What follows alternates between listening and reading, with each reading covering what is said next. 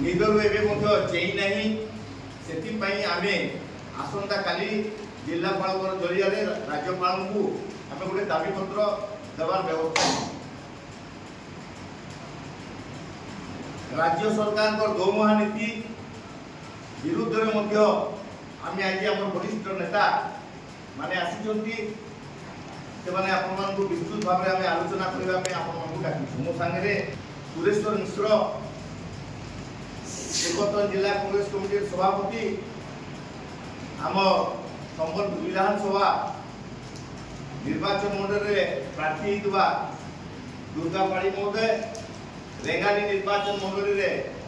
आम प्रार्थी आम दिलीप दुगिया महोदय और दुचिंदा निर्वाचन मंडल में प्रार्थी केदार बोरिया मो सांगे अच्छा बुर्ला टाउन कांग्रेस सभापति गिरिजा नायक हिरापुर कांग्रेस सभापति रवि राउत महिला कांग्रेस सभानेत्री विजयलक्ष्मी बेहरा एवं सेवा दल आम विनोदिनी दीप आम समस्ते आपण